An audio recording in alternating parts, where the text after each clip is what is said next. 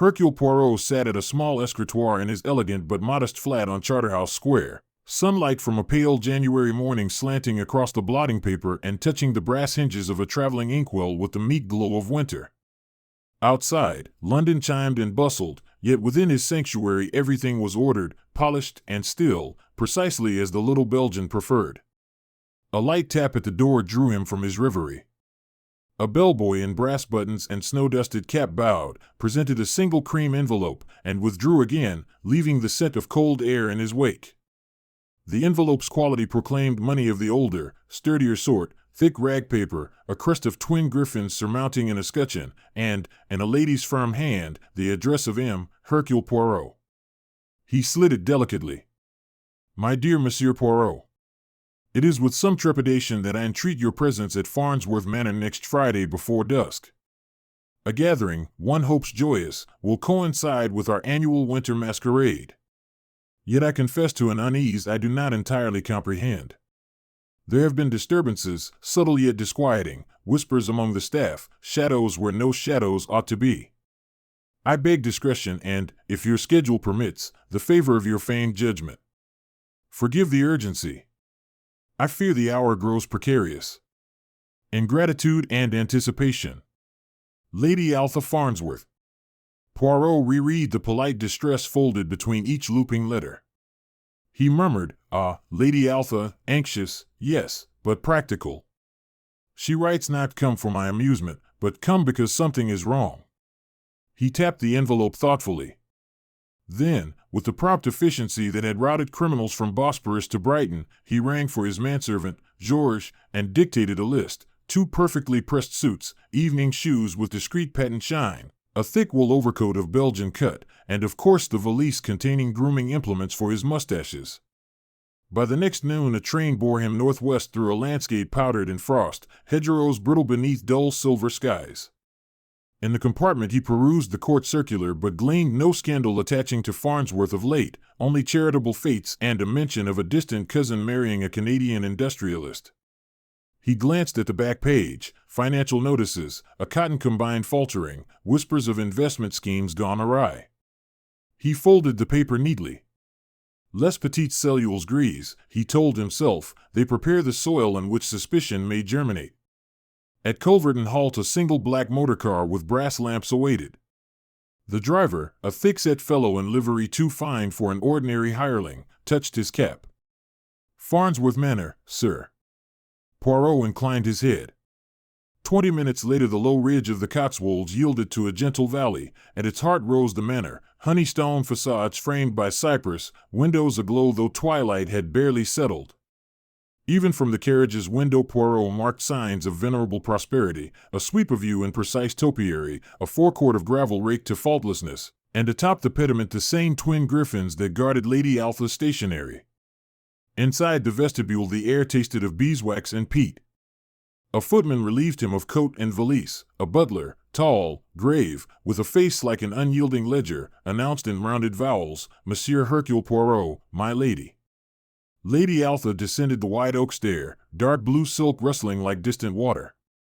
She possessed the refinement of an ancestor captured in ancestral oil, yet her brown eyes flickered with modern intelligence, and with something else, a fear exercised but not extinguished.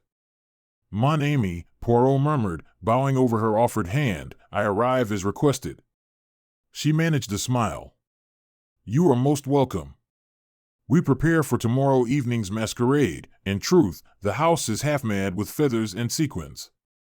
I should rejoice, yet, she lowered her voice. Things misplace themselves, voices whisper along corridors. Last week Clarissa fainted after finding a window flung wide though it was latched against the storm an hour earlier. Small happenings, I know, but they fret the nerves. Nonsense is often the prelude to tragedy, Poirot said gently. Show me the nonsense, Lady Farnsworth, and we shall discover if it masks something more. She guided him through archways lit by crystal sconces. In the music room 2 maids polished the walnut of a grand arid harp. In the ballroom, vast, paneled, smelling faintly of cedar, workmen atop ladders secured garlands of evergreen and winter roses. A seamstress adjusted masks upon velvet forms, a beak-nosed harlequin, a delicate butterfly of silver filigree, a stern Venetian volto painted midnight black. Poirot admired, but his gaze lingered upon a plainer mask, deep burgundy velvet, its inner lining pale ivory. A faint scent of verbena clung to it. He turned to Lady Altha. "This evening, may I make a modest inspection?" A detective, like a physician, likes to see the patient before the fever spikes. She agreed at once, but insisted first on meeting the household. They paused in the long gallery where formal portraits frowned upon modern light. Clarissa Farnsworth appeared, a young woman of 19 with earnest eyes, clutching a sketchbook still dusted with charcoal. She curtsied shyly. "M. Poirot. I have read of you in the Illustrated London News. Will you truly solve our mystery? I should hate anything to spoil the ball." "Courage, mademoiselle," he said with paternal courtesy. "We shall see." Robert Farnsworth entered next, close in age to Clarissa yet harder about the mouth. A military cut to his hair suggested recent service. He greeted Poirot with cool politeness, but something in his gaze measured the detective as one officer might size another across a briefing table. Inspector Barnaby arrived by motor from the county town, summoned discreetly by Lady Altha to lend local authority. He greeted Poirot with the dry respect of one professional to another. Together they followed the butler, Mr. Hughes, expression funeral, voice exact, to the servants' wing, where they met Thomas. The footman, younger than Poirot expected, possessed an open face and a slight stoop as though perpetually bracing for rebuke. He bowed, dropped a spoon in nervous haste, apologized, and flushed crimson. Poirot, ever kind to those unaccustomed to society's spotlight, merely smiled and remarked on the weather's bite. Dinner proved a formal 6-course affair.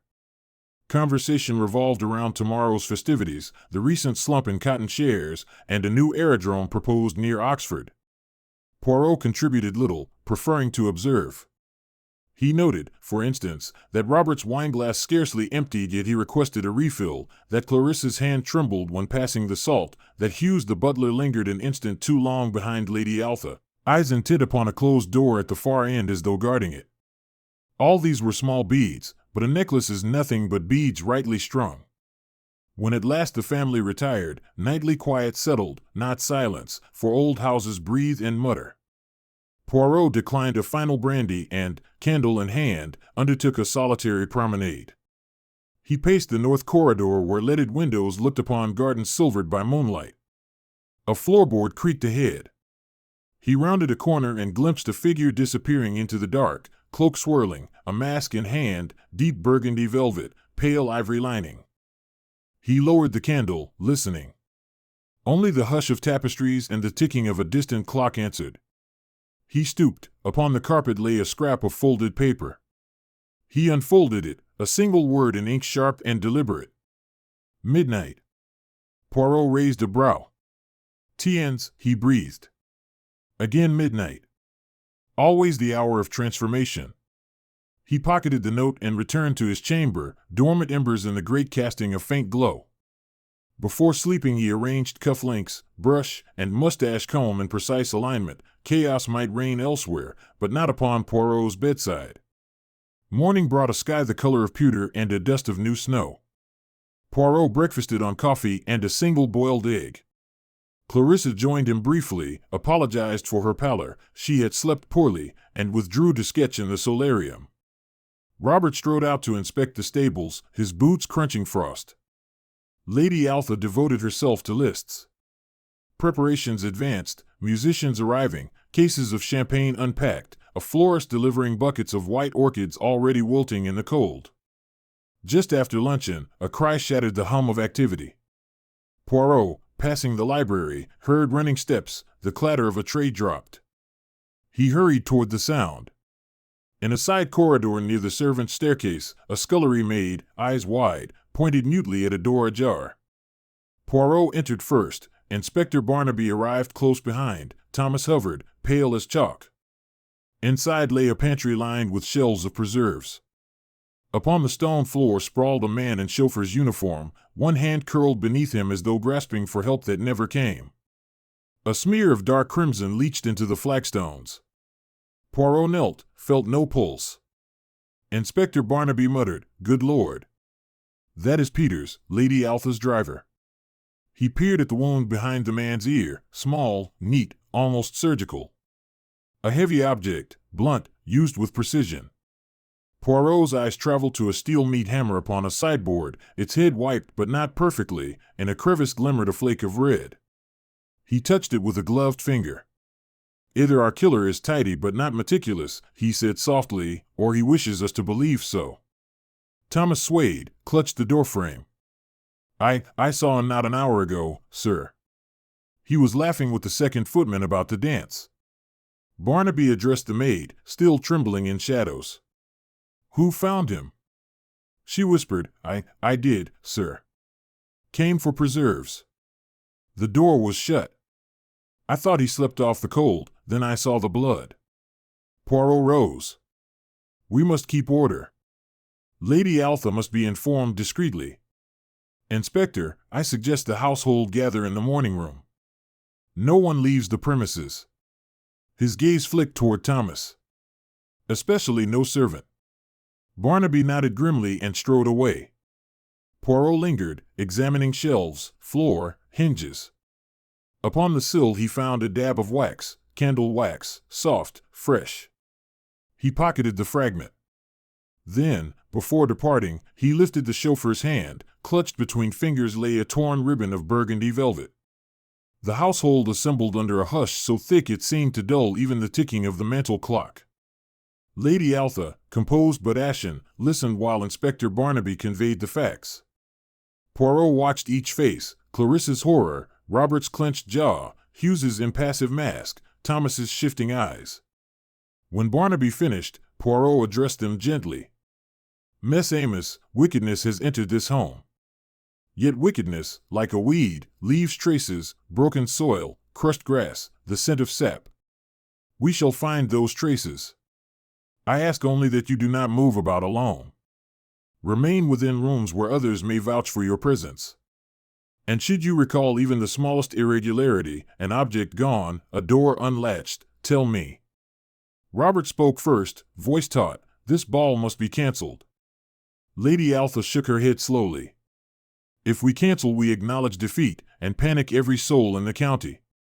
No, the constabulary will be discreet, the staff vigilant. The ball proceeds, but under watchful eyes."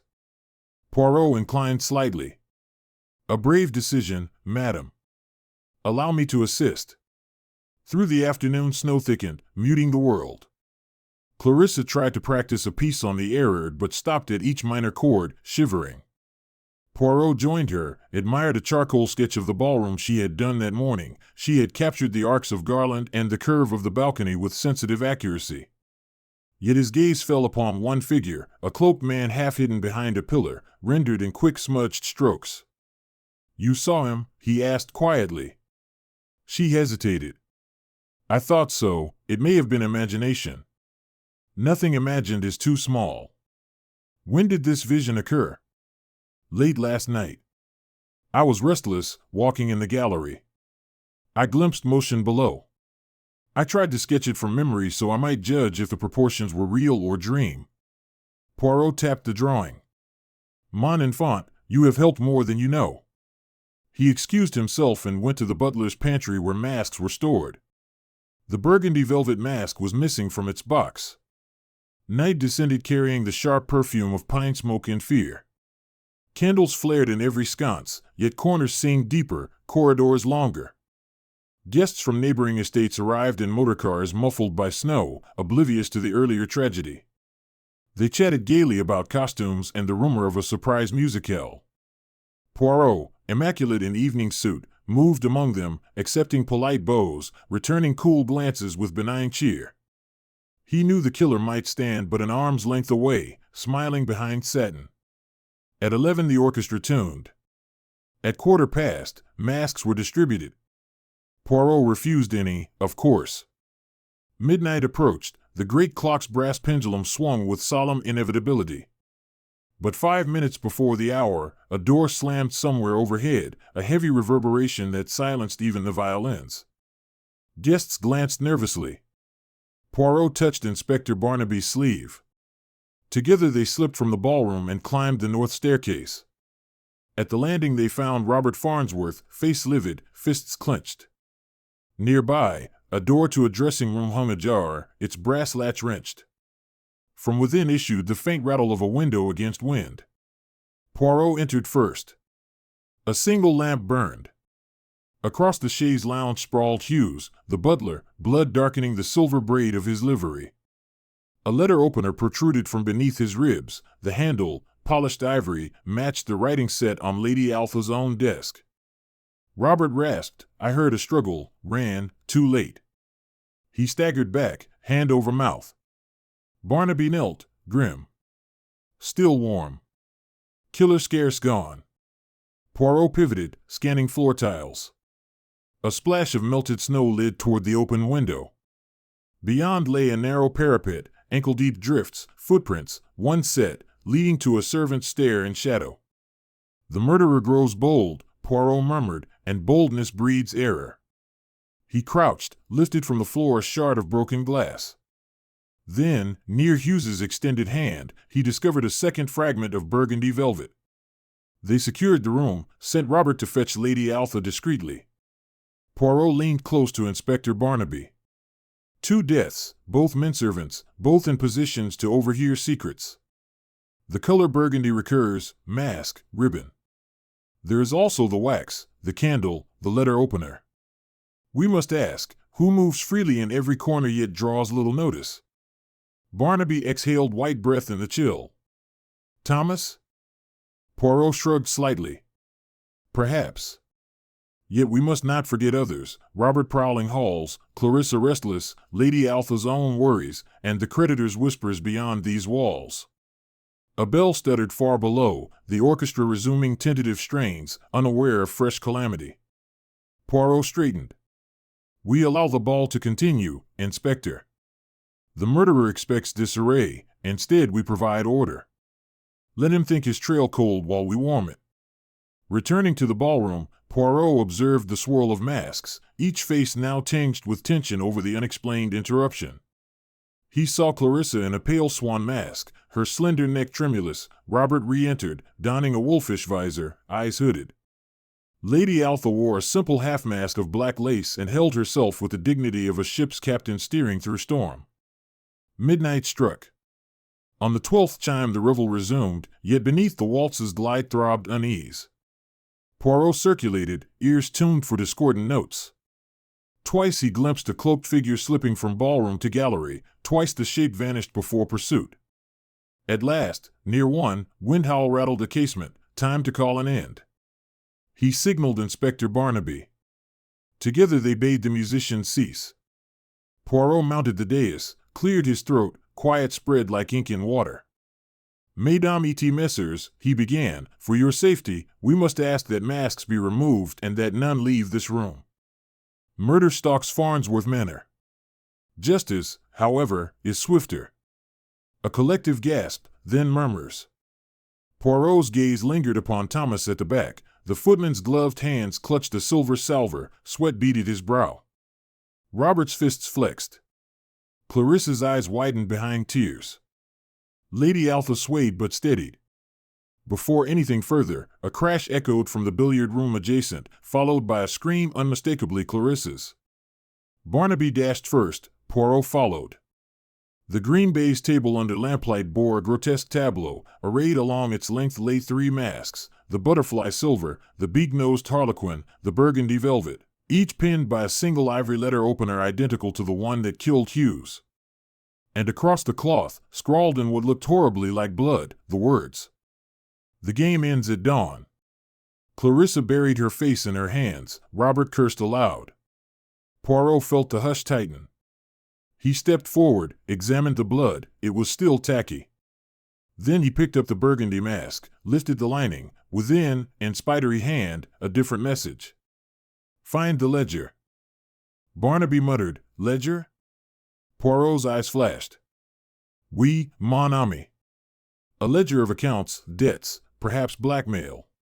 The question is, who keeps it, and who seeks to destroy it?" Outside, through mullioned panes, the first stark hint of dawn approached, a bruise-colored sky, snow falling softer now, as though weary of disguises. Poirot breathed deep. 1 hour remains till daylight. We gather everyone, in the library, and we lock the doors. They herded guests and staff alike, 12 in all, to the cavern of books whose spines glimmered dully. A fire crackled, frost laced the window edges. Poirot faced them, mustaches immaculate, eyes aflame with certainty. New Psalms arrives, he declared. The final act commences. There will be no more death this night, save the death of a lie. He reached into his pocket and drew forth the fragments, wax, velvet, shard of glass, the note bearing midnight, and placed them upon a side table one by one. The company watched, mesmerized. Poirot allowed the silence to blossom until every heartbeat seemed audible. Then Lady Altha gasped. Her hand flew to her throat. All eyes turned. From the collar of her gown dangled a thin gold chain, and where a locket once hung, only a snapped ring remained. She spoke in choked whisper, "My locket, gone." Poirot nodded sadly. It contained, perhaps, something more valuable than gold. She trembled. A microphotograph of the original wool, the old family secret you guessed at, monsieur. Without it, the new codicil reverts, and every penny goes to, her gaze flicked to Clarissa, then to Robert. Robert's shout split the air. You accuse me, Aunt? Poirot lifted a hand. Accusations may wait. Instead, let us look to evidence. The ledger I spoke of, where is it? I believe the killer sought it, thinking it hidden in your locket. When he discovered otherwise, he left the message upon the masks. Yet he overlooked one detail. At that instant a soft clink sounded, barely audible, but Poirot heard.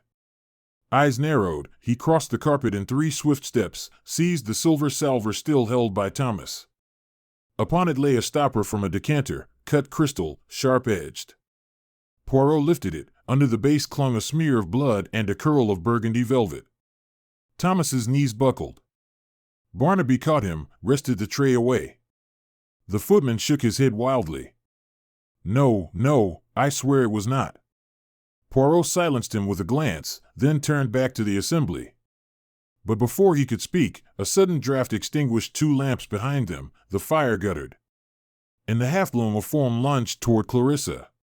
She cried out. Robert flung himself forward, but the assailant, cloaked, masked, brandished a derringer gleaming by firelight. Stay back, the voice hissed, high, trembling, yet unmistakably female. Poirot stepped calmly between the muzzle and Clarissa. Mademoiselle, he said evenly, this will gain you nothing. Surrender. The figure's hand shook, her gaze darted about. She lifted the mask. It was Mrs. Chloe Bancroft, Lady Altha's companion of 20 years, a woman so quiet most guests forgot her presence. Fury twisted her soft features. I cared for her. I sacrificed, while their lineage squandered fortune. The new will gave me what I earned, but Hughes discovered the locket, Peters eavesdropped, and now I am cornered. Poirot's voice turned gentle. Cornered hearts choose desperate exits. Yet 3 lives weigh heavily upon the scales of justice. Lay down the weapon. Her eyes glossed with tears. She wavered. Robert inched forward, Barnaby poised like a spring. Poirot opened his palm, beckoning. Les petites cellules grises have exposed all, madam. There is no more shadow. The derringer lowered a fraction, but in that fraction Robert lunged, the pistol discharged, shattering the crystal globe of a lamp, sparks flew, Clarissa screamed. Barnaby tackled Mrs. Bancroft, the gun skidded across Persian wool. Poirot caught Clarissa, guided her to a chair. Smoke curled from the ruined lamp but quickly died. When calm returned, Mrs. Bancroft lay in handcuffs, weeping softly. Poirot addressed those standing aghast. The ledger was kept by Hughes, the wax was from his candle while he copied its damning figures. Mrs. Bancroft needed it destroyed. Peters surprised her, Hughes confronted her, both paid. She used Thomas's ribbon, stolen from the mask room, to mislead us. But Thomas's folly of gambling allowed suspicion to grow where she could conceal her own footsteps. He sighed. Greed binds even the meekest souls. Outside, dawn spilled pale gold across snow-draped yew, touching the manor's stone with hesitant warmth. Poirot, weary yet composed, watched constables lead Mrs. Bancroft to the waiting motor. Lady Altha stood beside him, and her eyes sorrow wrestled with relief. Farnsworth will heal, he told her quietly. Truth is harsh medicine, but it cures. Clarissa joined them, arm-linked through Robert's. Uncertainty but also newfound strength glimmered in their gaze. Together they stepped onto the terrace where, from the drifted garden, the early crocuses dared a first bloom. And Poirot, adjusting his perfect mustaches, permitted himself the faintest smile, for even in winter the seeds of order will sprout when tended with diligence, and a little gray cell or two. But scarcely had the motor conveying Mrs. Bancroft disappeared beyond the yew arch when a groom galloped breathless up the drive, snow fanning from the horse's mane. He hailed Inspector Barnaby with a shaking cry. A body had been found at the far edge of the estate lake, half submerged beneath a fragile crust of ice. Barnaby's face blanched. Poirot, who had lingered upon the terrace to savor a final lungful of frosted air, turned on his heel without a word and followed the groom. The lake slept in a shallow hollow, winter reeds sere and rattling like bones. 2 stable hands stood guard, caps clutched, eyes huge. Between thin sheets of ice jetted the rigid fingers of a man. His dark coat had trapped bubbles beneath glassy water, and pale hair fanned around a face stilled in shock. Barnaby knelt, recognizing at once the under-gardener, Willoughby, a taciturn youth often unseen by houseguests yet privy to every exterior corner of the grounds. A spade lay half-buried nearby. Its edge was dark, sticky, unmistakable. Poirot surveyed the desolate tableau, lips compressed. "So," he murmured, "the tally is 3. And this, I think, is no handiwork of Madame Bancroft. She was under watch from midnight."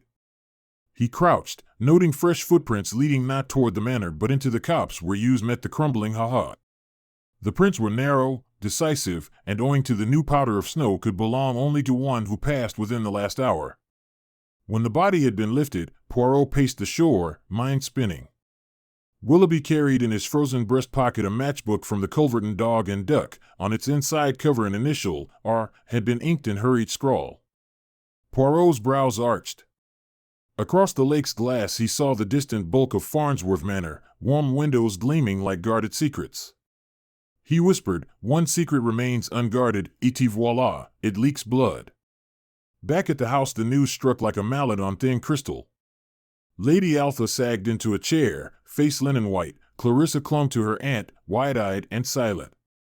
Robert, summoned from the library where he rifled through parchment stacks, strode in crimson-cheeked and demanded whether the household was to become a charnel house before day's end. Poirot steadied him as a medic might a fevered patient. Inspector Barnaby stationed constables at every door. Poirot requested that none retire or send telegrams until further notice. The guests acquiesced, hapless and weary. Tea arrived, Thomas serving, hand steadier than earlier yet still gloved in anxious sweat. Poirot accepted a cup, sipped, and asked if any knew Willoughby well. Clarissa spoke first, voice a thin thread. She had once sketched him sharpening tools. He seldom smiled, but when he did it softened his battered features. Robert muttered something about Willoughby's fondness for village darks and cheap ale, then excused himself too swiftly. Poirot went to the long gallery, motioned for Barnaby. "Mon ami, consider, Peters in a pantry, Hughes in a dressing room, Willoughby by the lake, 3 men in service, each positioned to overhear or observe." Bancroft would have silenced Peters and Hughes, yes, but Willoughby? She scarcely crossed paths with him, and he died after her arrest.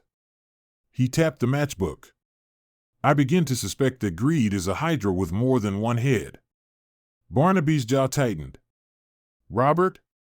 "Let us follow the evidence," Poirot answered. "First, the locket, its chain snapped only this morning. Second, footprints by the lake, narrow, high-heeled, perhaps a riding boot of fashionable make, not a laborer's hobnails. Third, the ledger, still missing. Who else would wish it vanished?" At luncheon Poirot asked Lady Altha if the family solicitor had arrived. She frowned. He was expected the next day to finalize codicils. Poirot suggested accelerating the appointment. Matters of inheritance, he said, no longer brook delay. She agreed, dispatching a constable to telephone Culverton. An hour later, as snow resumed in languid spirals, Poirot requested to see the stables. Thomas fetched lanterns. In the tack room, the detective examined boots lined upon wooden racks. One pair, polished to a cavalry gleam and smaller than Robert's size, bore a faint smear of blood upon the right spur. He lifted it beneath the lantern. The smear lay over burgundy leather recently buffed. "And so," he breathed, "we come to our final thread."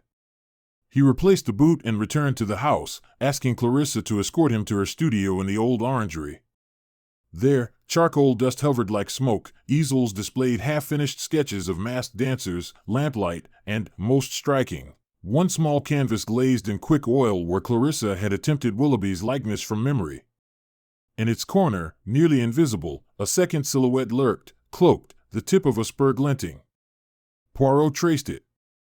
"You saw this as well?" She flushed. "I thought it accidental pigment. I was wiping excess paint and the blur appeared." He smiled gently. "Sometimes accidents paint truth." Evening gathered. The solicitor, Mr. Adlington, arrived shivering beneath a greatcoat. In the library he opened his briefcase, produced sheaves with crimson ribbons. Before Lady Altha could sign, Robert interjected with a curt plea for privacy. Poirot intervened, politely firm. The detective wished to witness any discussion regarding estate division. Robert's lips thinned, but he acceded. Adlington cleared his throat. "The codicil," he explained, "granted Mrs. Bancroft a modest annuity and appointed Clarissa residual heir should Robert predecease or decline." Robert's knuckles whitened upon the chairback. Poirot murmured, "Decline, monsieur? Why ever would one relinquish an inheritance?" Robert's gaze flashed. "Enough riddles, Poirot. My aunt's affairs are her own." "Pardon," Poirot replied, "but murder has rendered them very much the law's affair.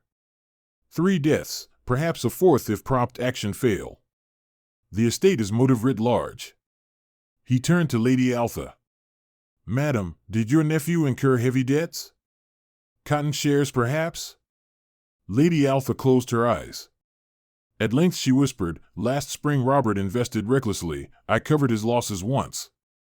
There were rumors of further speculation. Robert started. "I meant to restore the fortune.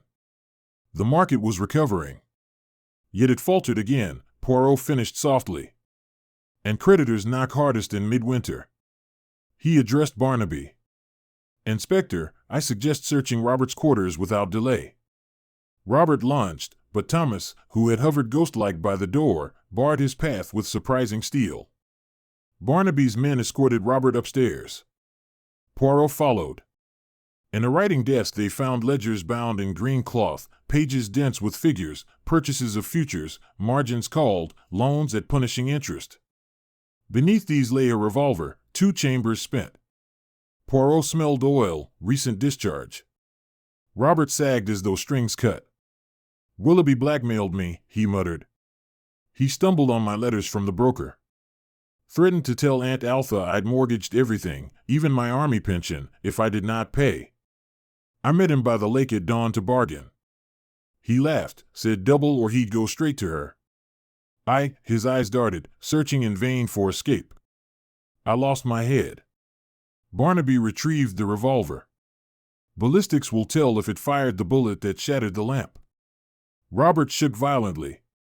"I never meant to kill Hughes or Peters, I barely knew them." Poirot regarded him sadly.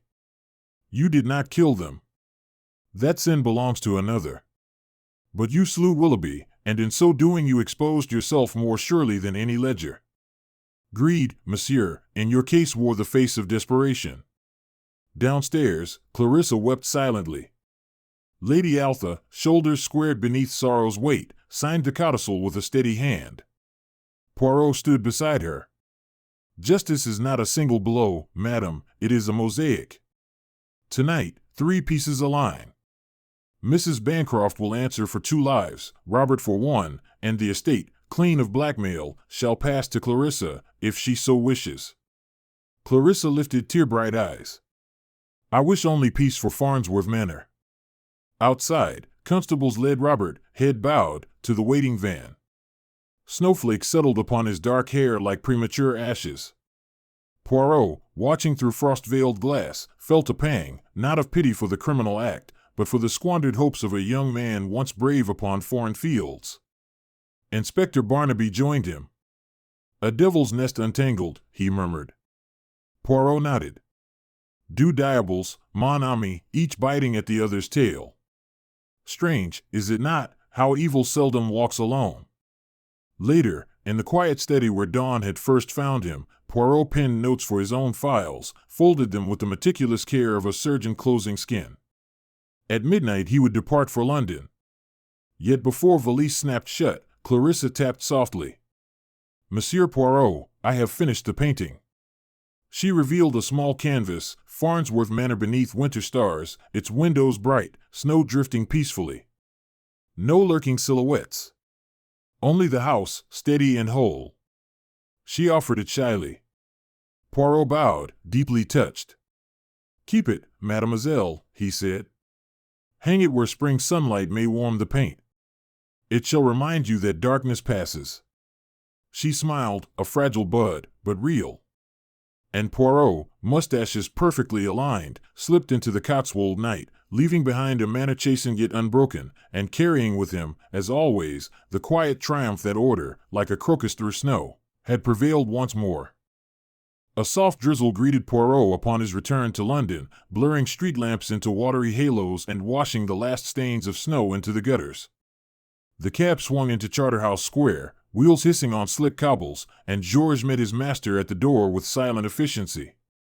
Yet even as Poirot shed his coat he felt a tug of unfinished business, as though one stubborn thread of the Farnsworth tapestry still clung to his sleeve. He set his valise aside, brewed himself delicate tisane, and seated himself at the escritoire whose blotter still bore the faint impress of Lady Alpha's first letter. Opening a slim notebook, he reviewed his own jottings, marks beside the words Locket, Ledger, Revolver, a line struck firmly through Peters, Hughes, Bancroft, Willoughby, Robert. One name, however, stood unscored, Thomas. Ah yes, poor Thomas, cleared of murder yet entangled in debts that might tempt fresh folly. Poirot tapped his fountain pen thoughtfully, then wrote a short missive to Inspector Barnaby suggesting the young footman be offered modest employment under the local constabulary's watchful eye. A man saved from ruin once may yet redeem himself if the path be lit. He sealed the envelope when a discreet knock sounded.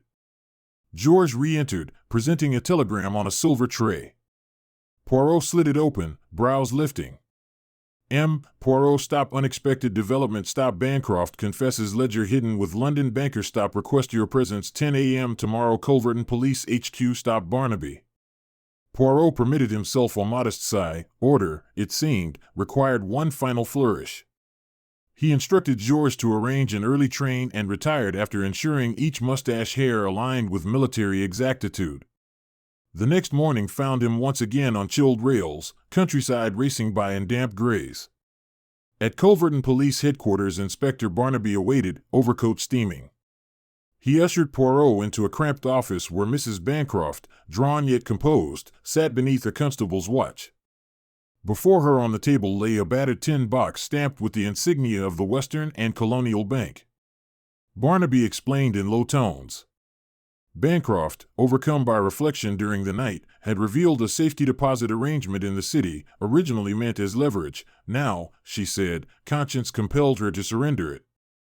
The packet contained not only Hughes's copied accounts but also a sealed letter dated 18 years prior, addressed to Lady Alpha in the hand of her late husband.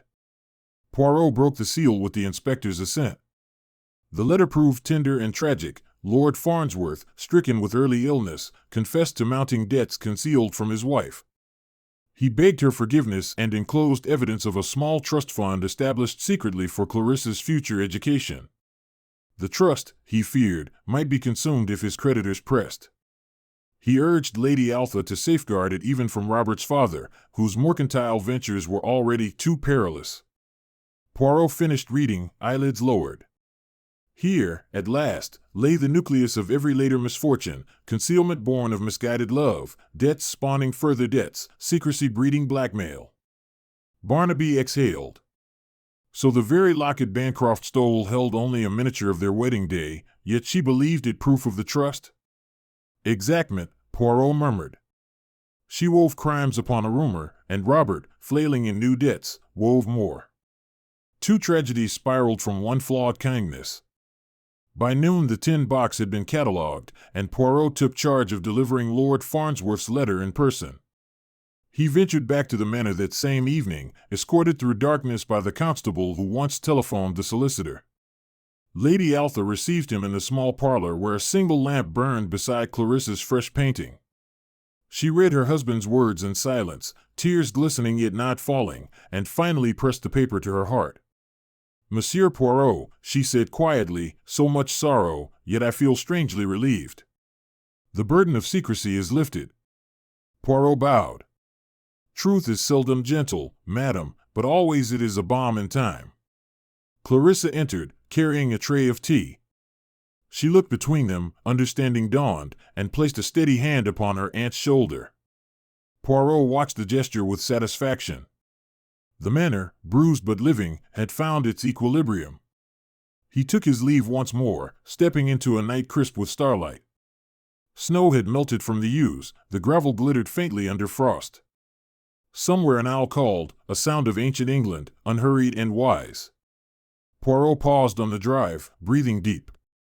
Evil indeed seldom walks alone, he reflected, but neither does good. It is borne forward by each small act of honor, an old butler's integrity, a maid's startled honesty, even a detective's insistence on perfect order. Adjusting his hat to a precise angle, Hercule Poirot set off down the moonlit avenue, content that Farnsworth Manor's long shadow now lay behind him, and that the dawn awaiting elsewhere would break upon a world made fractionally tidier by the diligence of les petites cellules grises. A chill rain greeted Poirot on his return to London, turning the street lamps to blurred topazes and hushing the city beneath a sheen of wet slate. In his flat upon Charterhouse Square he shed his coat, stirred a tisane, and opened the small notebook in which he kept the private ciphers of each case. One name, Thomas, remained unscored. The footman, though innocent of murder, still hovered on the brink of folly. Poirot, with a swift nod to himself, penned a short note to Inspector Barnaby. If it lie within your power, see that Thomas is set to honest work under discreet supervision. A soul once rescued may yet thrive. He had barely sealed the envelope when George appeared with a telegram upon a salver.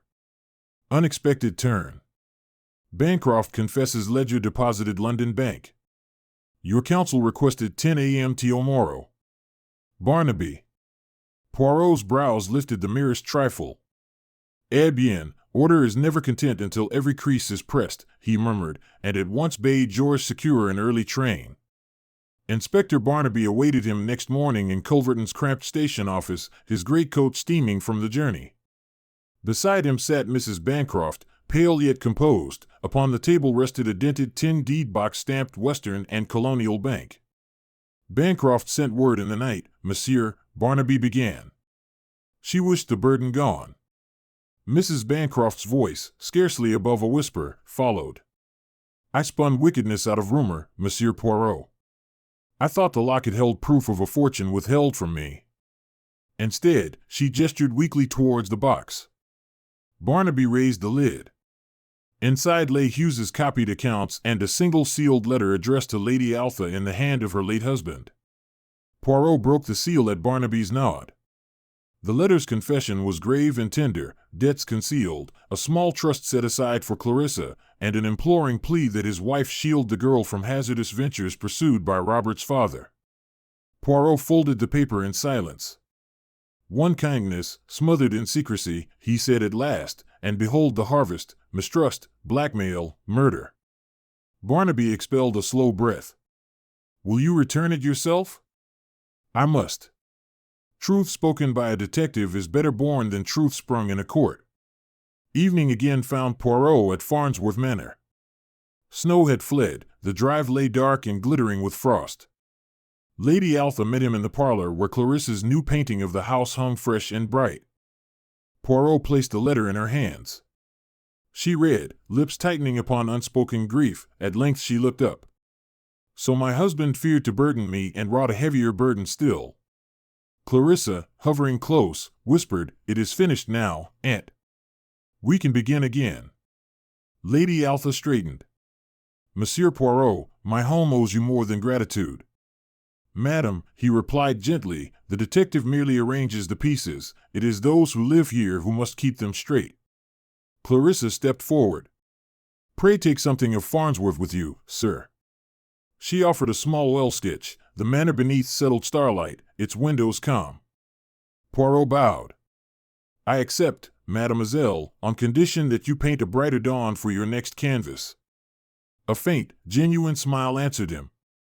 He took his leave, pausing at the terrace to draw the cold air deep into his lungs. Somewhere in the shrubbery an owl called, ancient and content. Poirot allowed himself a single satisfied nod. "Les petites cellules grises," he murmured, "they have earned their repose." With hat set at so exact an angle that even the wind dared not disturb it, Hercule Poirot walked down the frost-sparkled avenue, leaving behind a house cleansed, a family steadied, and the unassuming triumph of order quietly restored.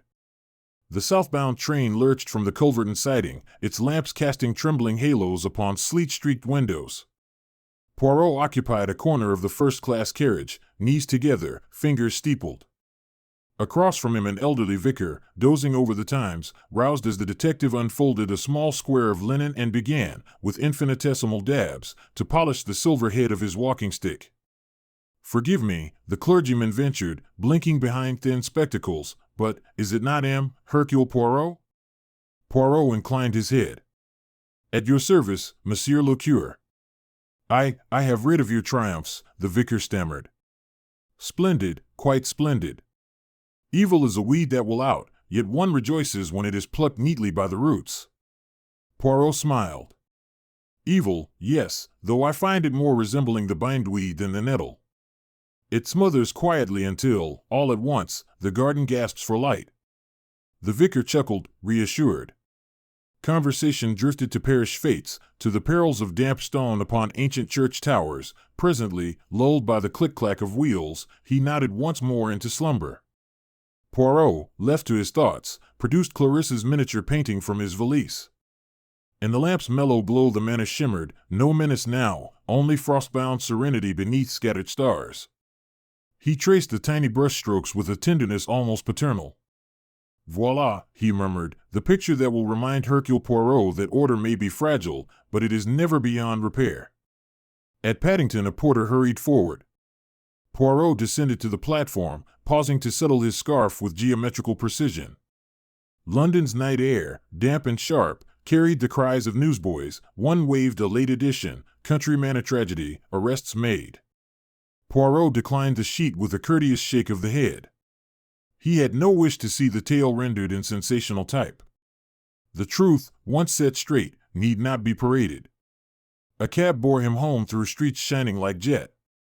At the threshold of Charterhouse Square he paused a moment, listening to the faint chime of St. Sepulchre's clock. Midnight. A suitable hour for villains, and he allowed himself the ghost of a smile, for the finishing touch of a detective. Inside, Georges removed his master's coat, smoothing a non-existent fleck from the sleeve. "A successful journey, monsieur?" Poirot nodded. "Entirely so. The household is quiet, the wicked are answered, and the snowdrops will bloom undisturbed this spring." "Then I shall unpack the valise in the morning," Georges murmured, retreating with discreet efficiency. Left alone, Poirot set Clarissa's painting upon the mantel, exactly centered.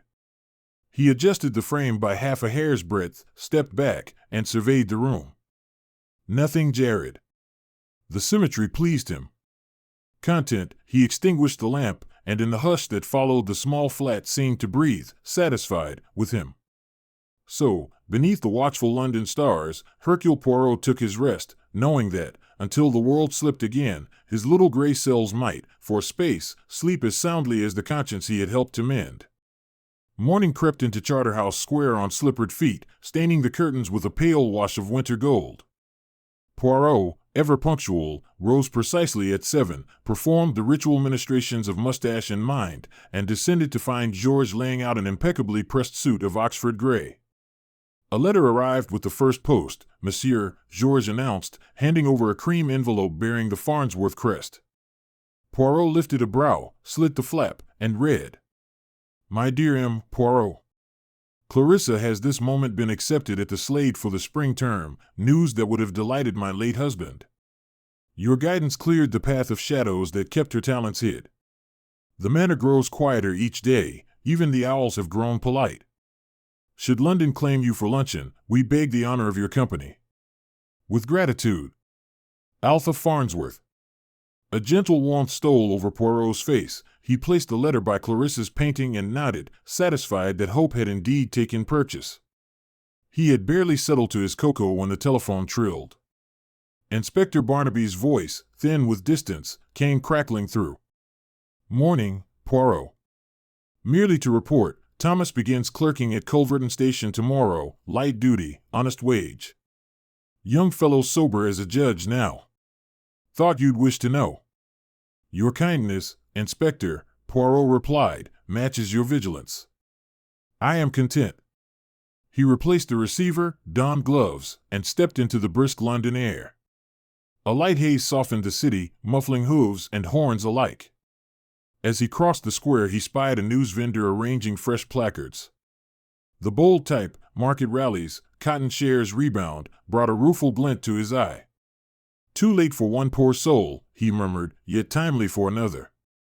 He purchased a paper, folded it precisely, and continued to the modest cafe where, each Thursday, he partook of brioche and strong coffee.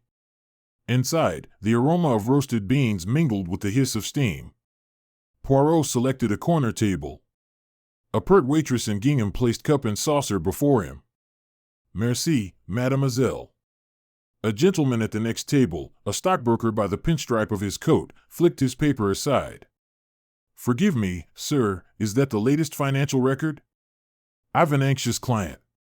Poirot handed the sheet with a polite smile. Ticket, monsieur, I have no desire to speculate. The man glanced down, paled slightly at the headline, then gave a thin laugh. One rides the market or is ridden by it, eh? So I have observed, Poirot returned. Pray, ride with caution. He sipped his coffee, reflecting on fortunes made, lost, and reclaimed. In the quiet clatter of cups he heard no single note of menace. Yet he knew well how swiftly peace might fracture. Soon enough, another telegram would fly, summoning the little gray cells to some fresh maze of deceit. For the moment, however, Maison Hercule Poirot was in perfect order. He withdrew a pocket notebook and, with the smallest of smiles, wrote a single line beneath the Farnsworth case. Justice served, heart set straight, snowdrops assured. He closed the book, aligned it square with the edge of the table, and turned his thoughts, unhurried, content, to the pleasant conundrum of whether to visit the Slade come spring, or to await Clarissa's first exhibition and applaud from the polite distance of the discreetly proud. By early April the raw winds had softened, coaxing early tulips from their beds in Green Park and scattering pale blossom upon the pavements of Piccadilly. Poirot, accepting Lady Altha's luncheon invitation, found himself once more rattling northwestward in a first-class compartment, the morning sun turning the carriage brass to mellow gold. Opposite him sat a matron of ample proportions whose hat brim quivered with each jolt. Presently she spoke, unable to restrain curiosity. Are you, sir, the celebrated Belgian detective? Poirot inclined his head. I am he, madam. How thrilling.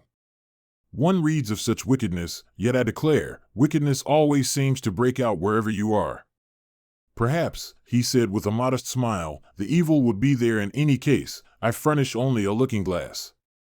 At Culverton Halt a footman, no longer Thomas, but a fresh-faced lad, waited with the Farnsworth landau. The lane to the manor wound between hedges already flushed with green. In the distance the Honeystone house rose warm beneath a cloudless sky, an edifice far less forbidding than on that first winter evening. Clarissa herself awaited on the terrace, a smear of cadmium red upon her glove, the sure sign of industrious painting. Monsieur Poirot, she cried, face alight. You are come for luncheon and criticism.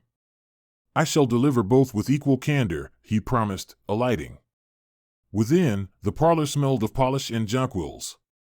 Lady Altha advanced, elegance undimmed, though sorrow had left traces at the corners of her eyes, shadows that time, one hoped, would gently erase. Poirot bowed over her hand. "Your house breathes tranquility, madam. It is most becoming." "It owes that tranquility to you, monsieur," she replied gravely, then allowed herself a lighter tone. "And now, pray fortify yourself. Clarissa has planned an exhibition of her canvases in the ballroom. Luncheon, a delicate consommé, cold pheasant, syllabub lightly laced with elderflower, passed with lively talk of the Slade, of Barnaby's forthcoming knighthood for services to the county, and of Thomas, who was reported to have mastered the telegraph keys, and, according to gossip, the heart of the Culverton station master's niece." Poirot listened, content, until a small remark pricked his ear. "Lady Altha, refilling the detective's glass, I must apologize for the coffee, monsieur. Mrs. Bancroft always kept the key to our colonial stores, and since her departure, the little silver casket has quite vanished. A trifle, yet vexing." Poirot's brows twitched. "Vanished? And the key is lost?" "The very morning the constables departed," Clarissa put in. "We searched high and low. At worst it is a few ounces of beans and a pewter scoop, hardly worth a thief's while." "Sometimes," Poirot said softly, "small things vanish to distract from large." He turned the matter in silence while Clarissa led him to the ballroom. Sunlight angled through lofty windows, striking color from a dozen fresh canvases. There were studies of the lake, of orchard blossom, of Lady Altha reading under you, and, pride of place, a sensitive portrait of the late Lord Farnsworth, copied from an old photograph yet warmed with Clarissa's own affection. Poirot praised each with judicious murmurs, then wandered to the north wall where a shallow alcove had once housed a cabinet of curiosities. Its shelves were bare. Clarissa followed his gaze. The cabinet was removed after Christmas. Robert meant to have it repaired. "Of course," she faltered. "It is still at the joiner's." "Indeed?" Poirot fingered a faint outline on the plaster back. "And here, see, the ghost of hinges, and a smudge of something darker." Lady Altha joined them. "That would be from the little coffee casket. Bancroft must have lifted it down daily."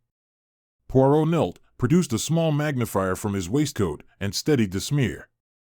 "Not coffee, but printer's ink, madam. Observe the bluish tinge. A casket stored here, opened and shut for years, might mark the wall, yet why ink?" He straightened, eyes bright.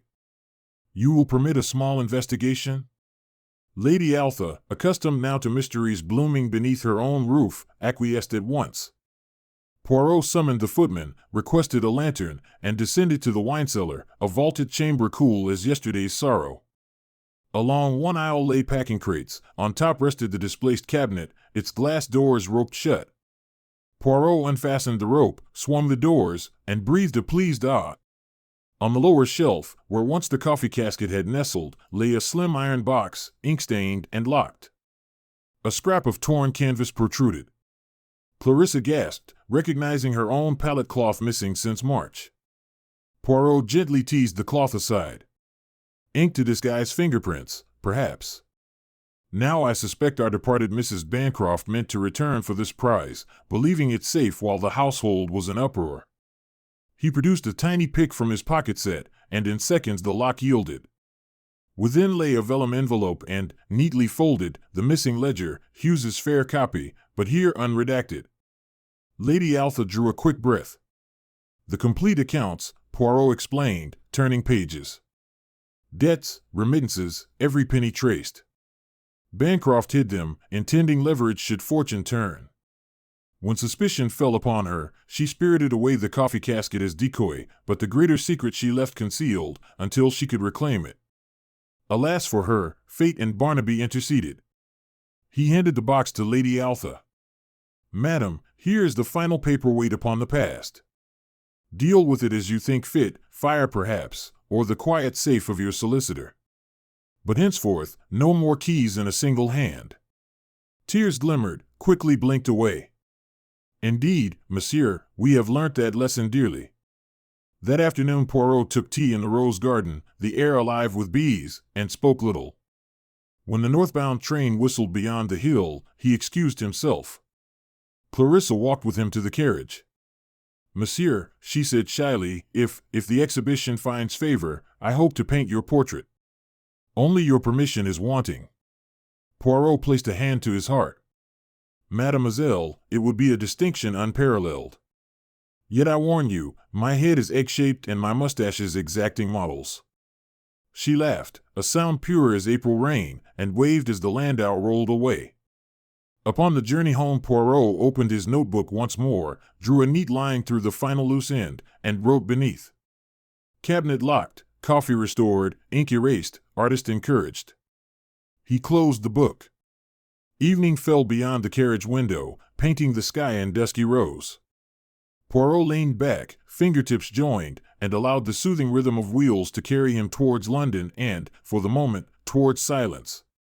For within the hush of completed puzzles, even the most diligent of little gray cells may doze, and dream, perhaps, of the next faint rustle of disorder calling them to wake.